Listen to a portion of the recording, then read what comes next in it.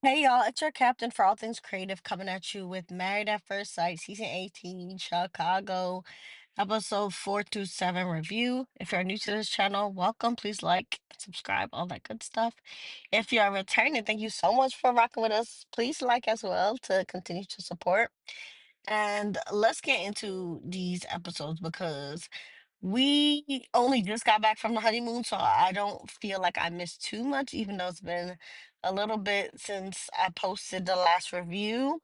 Reviews should come in more regularly now that things have calmed down a little bit, but it is the holidays, so I'll try to, post a little more regularly since more people have time at home and more people be visiting and whatnot. So let's get into this review, child. So I'm gonna go couple by couple and start with the strongest to like the weakest that have no chance of making it. So we'll start off with none other than Camille and Tom. And all my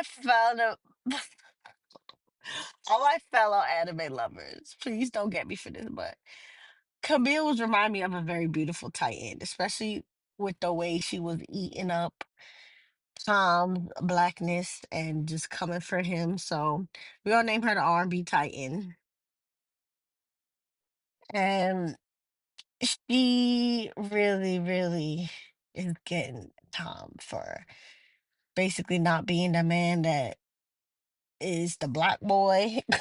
And she basically says that he's not R&B enough and not swaggy enough all through the honeymoon. And at least she's trying, I guess, the best out of all the girls to look for the good qualities in him. But she has been criticizing Tom and like the cultural disconnect to the point that it's gotten hurtful to him and he's even expressed it to her. And I'm on his side about that. And Camille was teasing Tom, dangling lingerie in his face, and she wasn't planning on using it. So I felt bad for Tom again because he spread roses and all kind of things onto the floor and the mattress, but it flopped.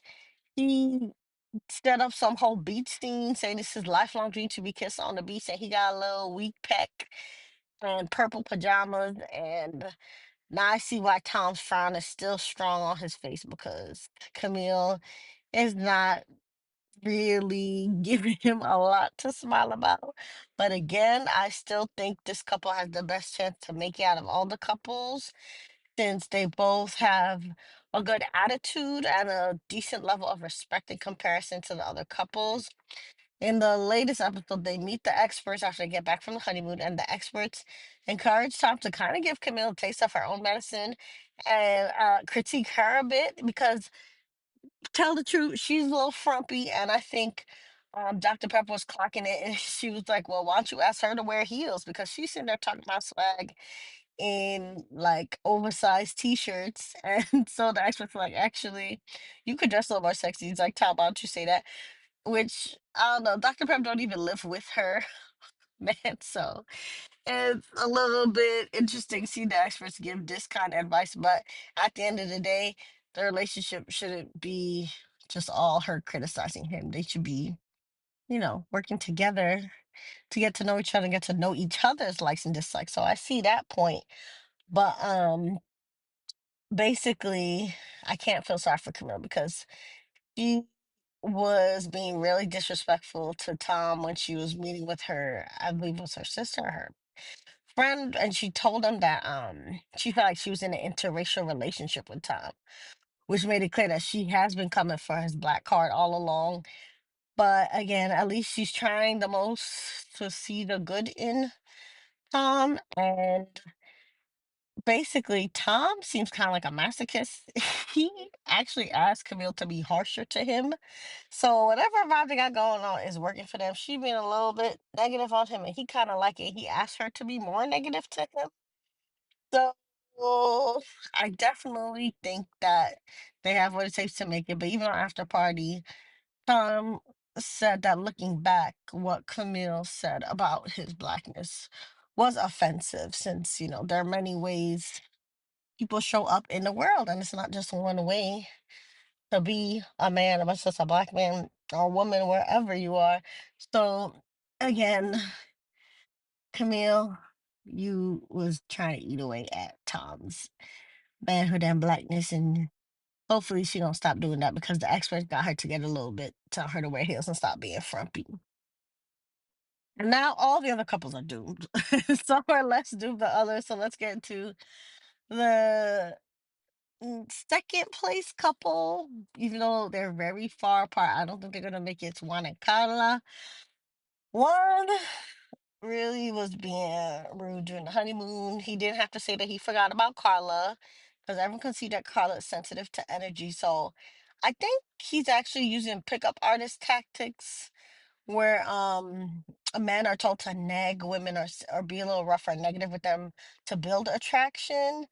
And it's kind of an extension, I think, of the kindergarten hair pulling move where the boy like, tugs on the ponytail of the girl he liked the most, make her cry a little bit to get her attention. But that stuff don't work. And he doesn't pick on the fact that Carla, even though she's sensitive, she's not weak or a pushover. So she got her lick back with him over some like vacation bag, not letting him use our bag and whatnot. And you see a lot of cracks in their otherwise decent connection that they had at first start to show.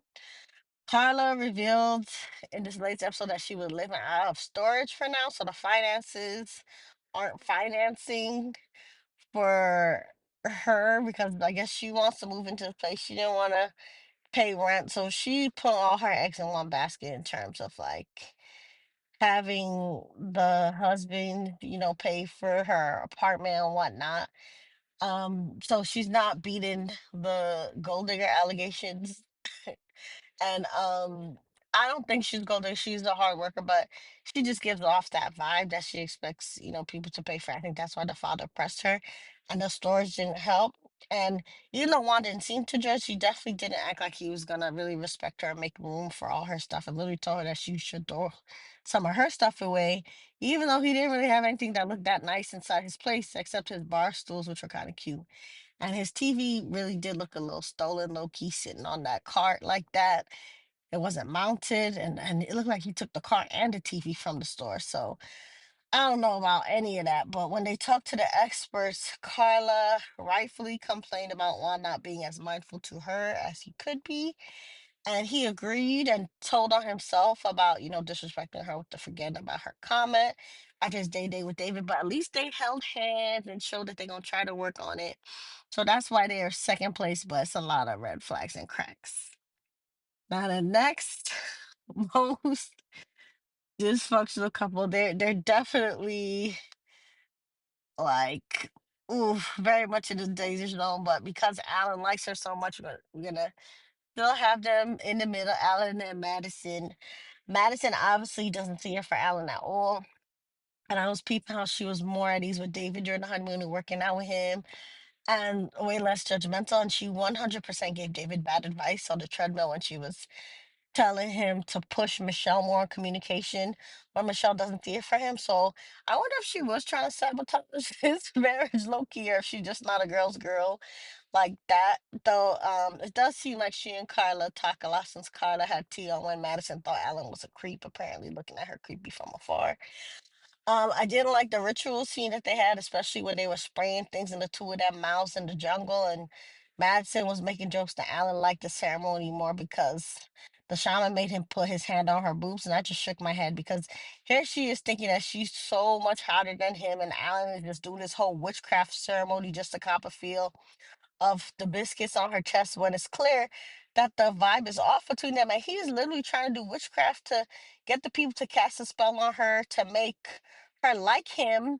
And she's not even like taking that at face value because she sees him as so beneath her, so desperate to even cop a feel. But he's trying to look for love in all the wrong places. And her ego is very massive.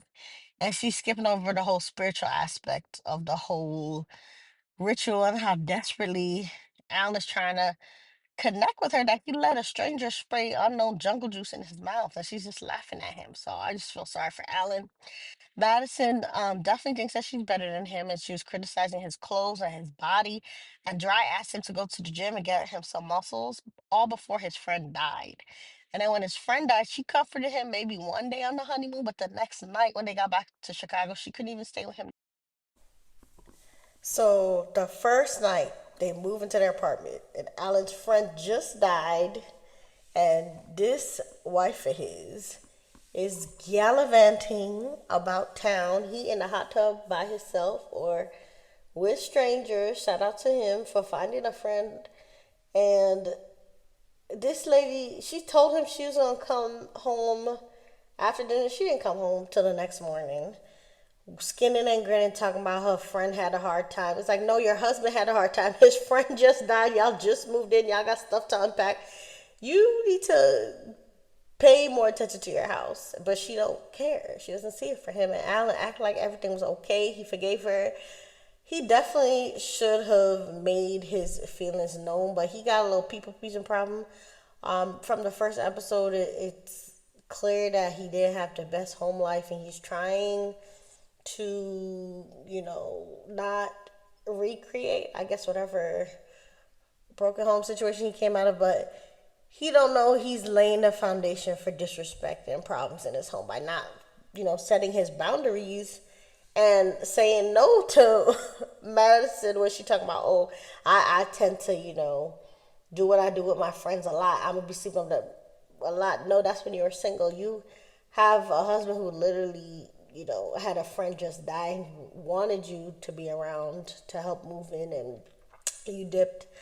So Alan, he's also part of the problem too, and he's trying to win her over, but Madison's not feeling him at all. She gonna walk all over him.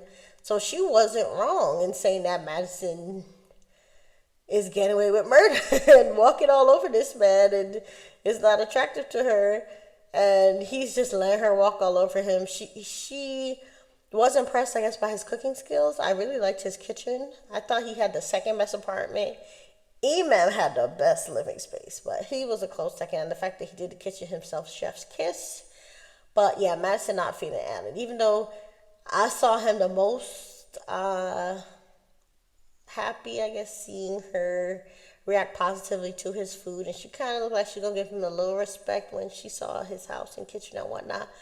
But Madison's not feeling Alan, and I also get the vibe that Alan either has dated or is okay with dating black women because of all his hip hop culture references. We talking about hoopties, and he got Basquiat shirts on, and I think in his first package he was rapping and all that. So it's very interesting that Camille's asking for swag. Alan seems to have the swag that Camille might actually be looking for in that interracial relationship in her head. So maybe Camille might have, ceded for Alan a little bit. But Alan's gonna find somebody soon because he's a great guy, and Madison is fumbling this. Akechi and are the next worst couple. So again, we're going from worst to worst. All the rest of these couples not gonna make it. And Akechi is really fake. And Emem, I feel like she's kind of fake too now after the last episode. So Akechi's gaslighting Emem hardcore. She's drinking his Kool-Aid since she had a family who was not expressive with their love apparently. And it was to the point that, like, I think the first time she heard I love you from her dad was on his deathbed, and it made her cry then, and she even cries still thinking about it. So I can't fault her for not seeing that Akechi's not that into her just yet, but he's disrespecting her. And it should be clear that he doesn't want no parts of her in terms of intimacy because, first of all, he hasn't shown her any of those love letters he's been writing to his wife in the books he's trying to sell. It's like she can't get one letter. Like, he told her about the book. She asked him for it during the wedding. He told her he gonna write her a new book. So it's like, what is the point? That's like basically telling her, oh, you're not the wife in my head. But besides that, he's not being very romantic in a lot of the scenes. Like, he made jokes about things like not eating booty noodles, and he does everything he can to not get physically closer in the bedroom at night. In their honeymoon, she was hitting on him and sucking on a honey pack, which is like an aphrodisiac. And he was just hiding under the covers, moving to the other side of the bed like a new inmate trying to protect his butt virginity in prison, saying things like, "Oh no, my mama's gonna see you trying to touch me like that." And I really feel like Ketchy came on just for the show because he's not there for MM. And he tried to get on the show already in another city. I think when they were in Texas, and now all of a sudden he's in Chicago in an apartment that we see is not that great. He's not that proud of it, so I don't think he plans to be there for long. I think he plans to move there for the show. Um, she has a beautiful apartment. Oh my gosh, it's like amazing.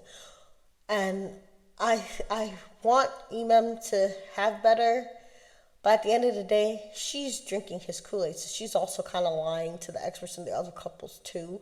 Like when they're around the other couples in the honeymoon, she says stuff like, "Oh, we don't need intimacy, or we don't even need to touch because our connection is so strong." It's like, what are you saying?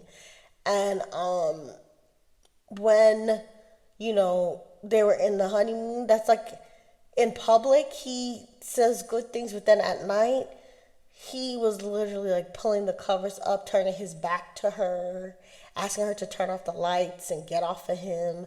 It's very sad. And then the experts ask Akechi what he wants for MM, and then he makes up some BS about wanting to see her art because she's so mechanical. It's like, why are you making things at her? MM is not mechanical. If anything, she's corny, trying to, initiate intimacy a lot. She's the main one that, again, will try to, like, hug up on him. She always ends up being Big Spoon. He always telling her get off of him. So if anything, she's swallowing her pride. She's getting back up again. She's more like them bobble things that you knock them down, they come back up. That's more what she's like, not mechanical. And meanwhile, he called her mechanical when he goes to bed at 9 p.m. like clockwork at night and say he needs to do it to get to the gym. But it's like, okay, you're inflexible when you have a whole wife. And even Pastor Cal was like, you need to do other things in the bed besides sleep. And he noticed that also Akechi again was protecting his butt from Imam because he had his butt on one side of the couch, like a couple feet away from her. And Pastor Cal had to ask him if they're intimate. And then both of them get to line talking about, "Oh yeah, we real intimate. We're so intimate. This time they're not even touching. There's like two people could sit in between them on the couch." So Pastor Cal sees bullshit, and we all see it too. And again, I don't think Akechi likes MM. I think MM does like Akechi, but she's lying for him right now. And I want to see what's gonna be her breaking point, where she's gonna stop, being the cheerleader for this non-existent relationship. Right now, they're homies, like Akechi said, but they're definitely not giving husband and wife vibes at all. So David and Michelle, so sad. So during the honeymoon, we needed the experts again. I hate this about the show. Like they have this stupid intimacy kit way later on when the couples already either hate each other or already okay. The couples need that little intimacy bag on the honeymoon. They need the experts there because I think the experts could have really, really helped Michelle and David the most if they intervened a little bit. Even a Zoom call with Michelle on the honeymoon would have been helpful because she was crashing out. I saw the producers trying to talk to Michelle.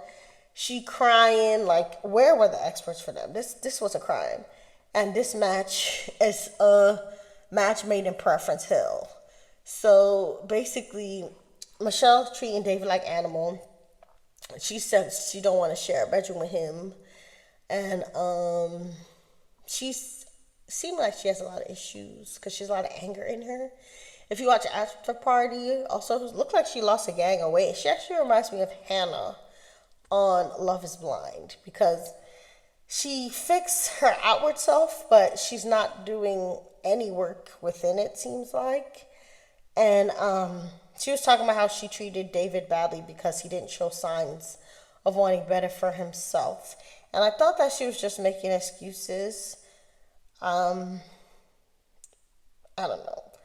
She's it's funny because she's not all the way wrong because David is immature and he's a little delusional about his situation in the basement because their apartments are definitely not the same. His apartment looked like a squoze up basement. But at the end of the day, she has no right being that nasty to him. And the experts should have stopped it because it's almost borderline abuse towards David on Michelle's part.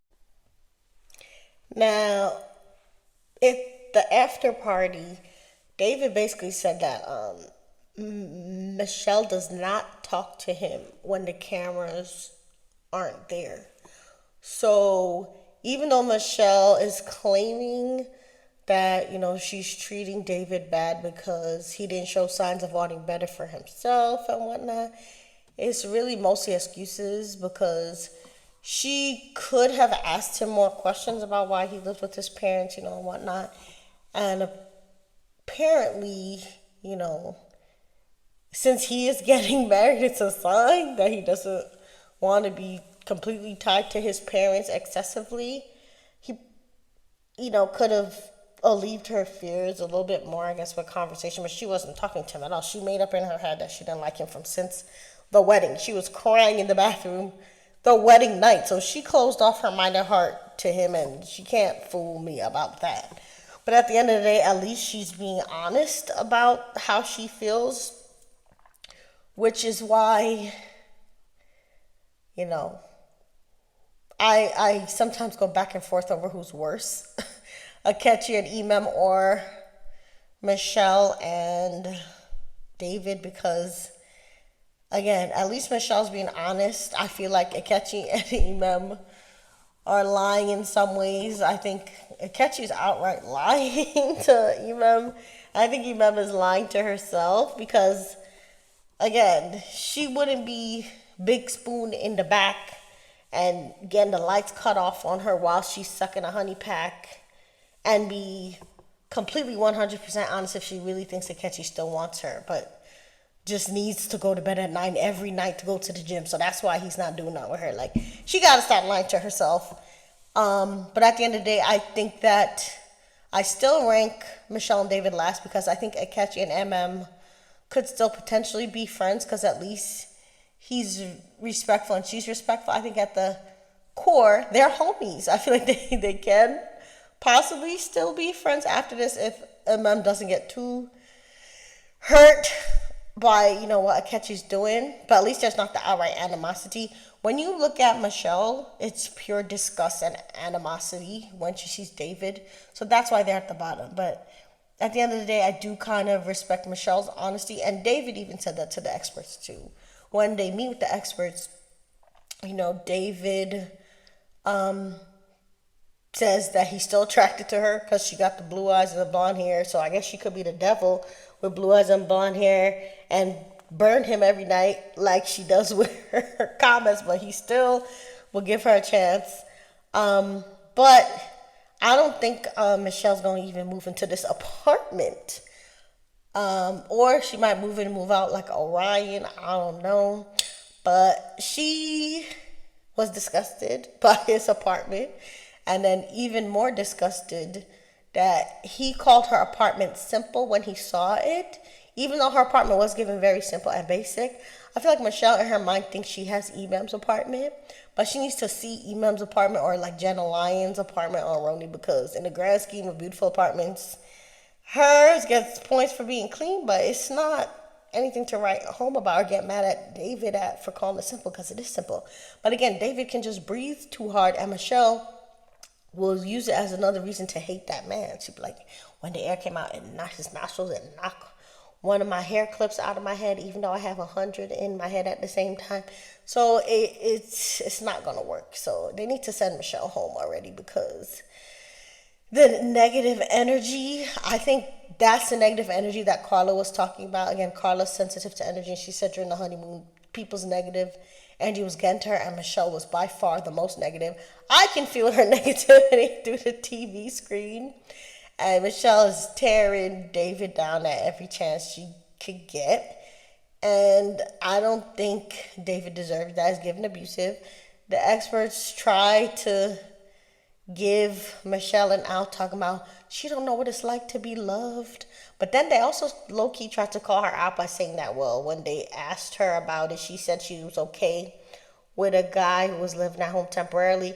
But when they played the clip, to be fair, Michelle did kind of like give negative body language to the idea, but then she verbally said she would be okay with it. And this is a lesson for y'all. Don't lie in these job applications. She lied to get on the show when she should have said, no, I don't want no man. That's a scrub. Should have been like TLC. I don't want no scrub. Scrub is a guy that can't get no love from me. Because David's not getting no love because she see him as a scrub.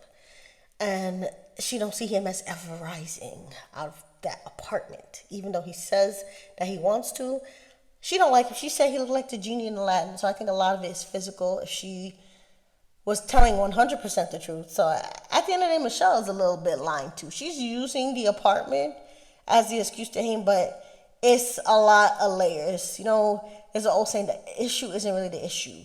The apartment is what she's comfortable saying, but I don't think she's attracted to him. She kind of alluded to it when she told the experts that if she had met David and talked to him on the street, she would never talk to him again. It's not just the apartment. She don't like how he look. I think she wanted a little bit more light-skinned man. A little more darker light-skinned man, which is really funny. I feel like she's got a little fetish thing when it comes to the kind of black man that she wants. That's why she was being very particular. And she told the expert that actually she don't think she was being specific enough about what she wanted. So again, it's giving fetish. It's also giving that she has been hurt before in the past. She's probably afraid of being poor again because I think she said she had grown up like on a farm or something where the parents lived next door to each other or something, or some small town. I don't know, but she definitely has real fears about economic stability, which David triggered. She's crying about the basement, but again, I think it's like Josh, she's like, I don't want to go back to the strip club. She don't want to go back to the farmhouse or the country or wherever she's from. So she wants a man to help her with finances. So again, it's deeper. It's not just the apartment, but I think it's something about stability, some real fear she has about maybe having to end up going back home or something. I don't know, but David living at home triggers her in a way that's deeper that she should probably talk to someone about. And again, she's not attracted to him. So again, they're at the bottom of the list. It's a toss-up really between Akechi and MM and Michelle and David, but for the animosity of it all, Michelle and David take the cake as the worst est. Say how you feel about the show and the couples. And remember, you're the master of your fate and the captain of your soul. And please like and subscribe. Bye.